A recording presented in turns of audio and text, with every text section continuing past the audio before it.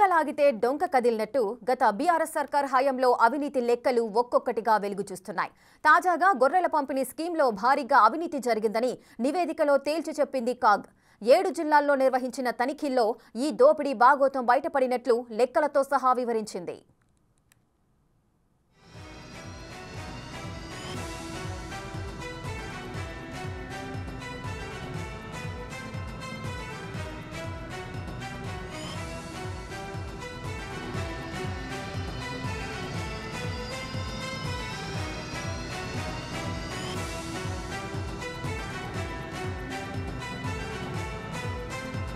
కేసీఆర్ హయాంలో తెలంగాణ వ్యాప్తంగా గొర్రెల పంపిణీని అమలు చేసింది ఆనాటి ప్రభుత్వం.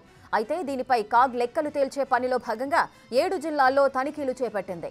ఈ తనిఖీల్లో 253.93 కోట్ల మేర మోసపూరిత లావాదేవీలు జరిగినట్టు గుర్తించారు అధికారులు. అలాగే స్కీమ్ అమలులో చాలా లోపాలు జరిగినట్లుగా తేల్చింది. ప్రధానంగా 68.23 కోట్ల విలువ చేసే ఫేక్ ఇన్వాయిస్లతో గొర్రెల రవాణా జరిగినట్లు వెల్లడించింది. 27.20 కోట్ల మేర ట్రాన్స్పోర్ట్ వాహనాలు, వాటి నంబర్లు, ఇన్వాయిస్లో ఉన్న చెల్లింపులు అన్నీ నకిలీ అని తేల్చి చెప్పింది. చిన్నపాటి రవాణా వాహనాలు, ట్రాక్టర్లలో 2 కంటే ఎక్కువ గొర్రెల యూనిట్లను రవాణా చేసినట్లు లెక్కలు చూపి 17.06 కోట్ల అవినీతికి పాల్పడిందని తన నివేదికలో తెలిపింది కాగ్. అలాగే భారీ గూడ్స్ వాహనాల్లో 6 కంటే ఎక్కువ గొర్రెల యూనిట్లు ట్రాన్స్పోర్ట్ చేసినట్లు చూపించి 46.03 కోట్లు కొల్లగొట్టినట్లుగా వివరించింది. కొన్ని గొర్రెలకు నకిలీ ట్యాగులు కేటాయించి 92.69 కోట్ల నిధులను పక్కదారి పట్టించిందని నివేదికలో వెల్లడించింది.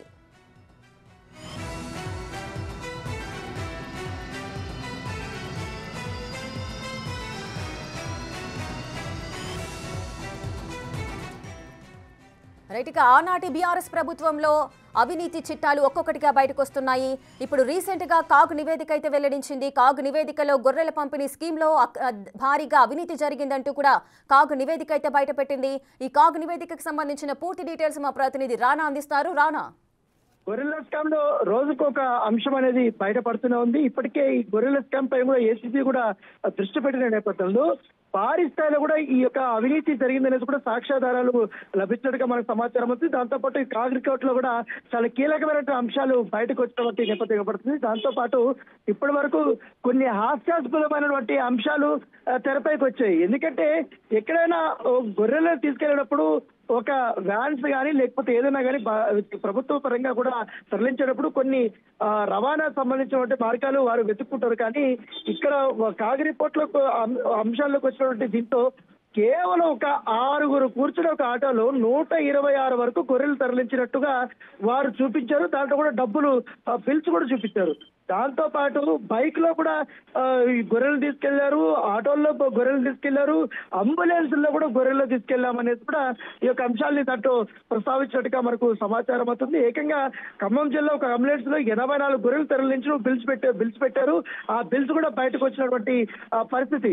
ఇక సంగారెడ్డి జిల్లాలో అయితే ఒక బైక్ పై ఒక్క ట్రిప్ లోనే 126 గొర్రెలు తీసుకెళ్లినట్టుగా వారు బిల్స్ పెట్టినట్టుగా మనకు సమాచారం ఉంది. కాగ్ రిపోర్ట్ లో ఈ అంశాలనేది బయటకు వచ్చినటువంటి నేపథ్యం ఏర్పడుతుంది. సో ఈ అంశాలన్నీ చూసిన తర్వాత అధికారులే విస్తుపోయేటువంటి నేపథ్యం ఏర్పడుతుంది. ఇది కేవలం ఈ చిన్న చితక స్కామ్ కాదు, చాలా పెద్ద స్థాయిలో ఈ యొక్క గొర్రెల స్కామ్ జరిగినది కూడా ఏసీబీ అధికారులు భావిస్తున్నారు. దీనిపైన పూర్తి స్థాయిలో దర్యాప్తు చేయాలని కూడా వారు భావిస్తున్నట్టుగా మనకు సమాచారం ఉంది. ఇప్పటి వరకు కూడా దాదాపు నకిలీ బిల్లుల్లోనే దాదాపు 92 కోట్ల రూపాయల వరకు వీరు స్వాహా చేశారు. దాంతో పాటు ఈ గొర్రెలు కొనకుండానే కొన్నట్టు రికార్డులో చూపించినటువంటి వైనం అనేది బయటపడింది. సో ఏ కోణంలో చూసుకున్నా ఖచ్చితంగా ఈ గొర్రెల స్కామ్ అనేది అతిపెద్ద స్కామ్ గానే పరిగణిస్తున్నారు. తీగలాగితే ఖచ్చితంగా డొంక కదులుతుంది. దీని వెనకాల పెద్ద తలకాయ ఉంది. ఆ పెద్ద తలకాయని కొట్టాలంటే పూర్తి స్థాయిలో విచారిస్తే ఇవన్నీ బయటపడతాయనేది కూడా ఏసీబీ అధికారులు భావిస్తున్నారు. 7 జిల్లాల్లో కలిపి 253 కోట్ల రూపాయల వరకు స్కామ్ జరిగిందంటే దీన్ని పూర్తి స్థాయిలో దర్యాప్తు చేస్తే ఎంతవరకు ఇంకా ఈ యొక్క అవినీతి అనేది బయటపడుతుంది కూడా వారు కూడా ఆలోచిస్తున్న నేపథ్యం ఏర్పడితే ప్రాథమికంగా కొన్ని ఆధారాలు అయితే కాగ్ నుంచి కూడా వీరు ఏసీబీ అధికారులు కూడా తీసుకున్నారు. కాబట్టి ప్రత్యేకమైనటువంటి దృష్టి దీని మీద పెట్టారు. ఇప్పుడు ఆల్రెడీ గచ్చిబౌలిలో అప్పట్లో గొర్రెలకు సంబంధించినటువంటి స్కామ్ లోనే ఒక కేసు నడుస్తుంది. 2 కోట్ల రూపాయలు 3 కోట్ల రూపాయల వరకు కూడా అది కొంతమందికి డబ్బులు ఇవ్వాల్సి ఉంది. అది కూడా స్కామ్ చేశారనేది కూడా అప్పుడు ఆరోపణలు వచ్చిన నేపథ్యంలో దాన్ని బేస్ చేసుకొని అలాగే ఇప్పుడు కాగ్ రిపోర్ట్ ని బేస్ చేసుకొని ఏసీబీ అధికారులు ప్రాథమికంగా కూడా విచారణలో కొన్ని కీలకమైన అంశాలు కూడా బయటకు వచ్చాయి కాబట్టి వాటిని బేస్ చేసుకొని ఇంకా ఈ దర్యాప్తు అనేది ముమ్మరం చేసినటువంటి నేపథ్యం అయితే కనపడుతుంది. ఏకంగా మహబూబ్ నగర్ లో ఒక కారులో 168 గొర్రెలు తరలించారనేది కూడా వారు చెప్తున్న నేపథ్యంలో సో ఇవన్నీ కూడా చాలా సిల్లి ఇవి పెట్టి మొత్తం బిల్స్ పెట్టి కారణాలు పెట్టి బిల్స్ తీసుకొని డబ్బులు ఎగదొప్పారు. పూర్తి స్థాయిలో కూడా పెద్ద నేత చేతుల్లోకి ఇది వెళ్ళింది. అప్పట్లో కీలకంగా వివరించినటువంటి ఆ పెద్ద నాయకుడి యొక్క కనసరణలో పనిచేసినటువంటి ఓఎస్డీ గానీ అలాగే ఇతర పిఎల్ గానీ భారీ స్థాయిలో లాభపడ్డారనేది కూడా ఏసీబీ అధికారులకి ప్రాథమికంగా ఇన్ఫర్మేషన్ వచ్చిన నేపథ్యంలో పూర్తి స్థాయిలో అటువైపు కూడా వారు దర్యాప్తు చేస్తున్నారు. ఖచ్చితంగా ఈ కేసులో మాత్రం పెద్ద తలకాయలే దొరికే అవకాశాలు కనపడుతున్నాయి. అయితే ఈ గొర్రెల పంపిణీకి సంబంధించి ఈ స్కీమ్ లో భారీగా అక్రమాలు అయితే జరిగాయి. ముఖ్యంగా ఈ ట్రాన్స్పోర్ట్ కు సంబంధించిన ఇన్వాయిస్లు కానీ నకిలీ బిల్లులన్నీ సృష్టించి కూడా కొన్ని కోట్ల మేర అయితే నిధులను పక్కదారి మళ్లించారు. సో ఎవరైతే బాధ్యులు ఉన్నారో వారందరిపై కూడా ఎటువంటి యాక్షన్స్ తీసుకునే అవకాశం ఉంది ప్రభుత్వం కాగ్ నివేదిక ఆధారంగా? ఖచ్చితంగా ఇప్పుడు కాగ్ని రిపోర్ట్ లో వెలువచ్చినటువంటి అంశాలంతా కూడా ఆ బిల్స్ అంతా కూడా వారు ఆ ప్రభుత్వం ఇప్పుడు పరిశీలిస్తుంది. ఏసీపీ అధికారులు కూడా పరిశీలిస్తున్నారు కాబట్టి వీరు ఎవరికి ఈ బిల్స్ చెల్లించాలి, ఏ కంపెనీకి చెల్లించాలి, ఎవరు బిల్స్ పెట్టారనేది కూడా పూర్తిగా కూపీ లాగితే అవన్నీ కూడా దీని వెనకాల ఉన్నటువంటి వారందరూ కూడా బయటకు వచ్చే అవకాశం ఉంది.